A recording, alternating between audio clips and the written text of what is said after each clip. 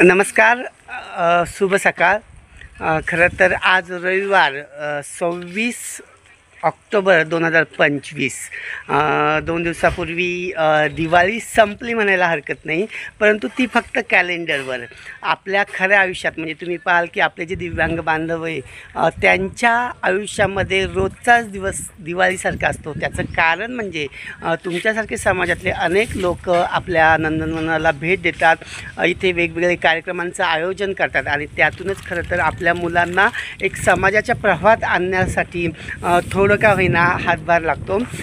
तुम्ही पाहाल की इथे आपल्या नंदनवनाच्या समोर छानशी रांगोळी काढली जाते आणि हे रांगोळी काढण्याचं काम करतायत ते म्हणजे फ्रेंड्स ऑफ चिल्ड्रन, अर्थातच FOC म्हणजेच आपल्या या मुलांचे सर्व मित्र.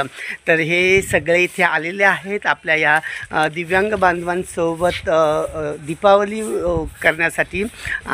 छान आम्ही ते नाश्ता करणार आहोत, छान वेगवेगळ्या ॲक्टिव्हिटीज घेणार आहोत आणि त्यातूनही मला सांगायचा आनंद असा वाटतो की तुम्ही पाहाल की सर्व जी मुलं मुली आहेत हे सगळे कॉलेजमध्ये जाणारी मुलं आहेत, वेगवेगळ्या डिग्री घेणारे किंवा वेगवेगळे शिक्षण घेणारे मुलं आहेत. अर्थात काही लोक जॉब देखील करत आहेत. तरी देखील कुठेतरी समाजाच्या प्रती असणारी जाणीव लक्षात घेऊन हे सगळे इथे आज आलेले आहेत या मुलांसोबत दीपावली साजरी करण्यासाठी. आणि या मुलांना खरं तर मी नेहमी सांगत असतो की जर आपल्या दिव्यांग बांधवांना समाजाच्या प्रवाहात आणायचं असेल तर नुसते त्यांच्यामध्ये वाढदिवस साजरे करून किंवा त्यांना 2 टायमाचं जेवण देऊन योग्य ठरणार नाही.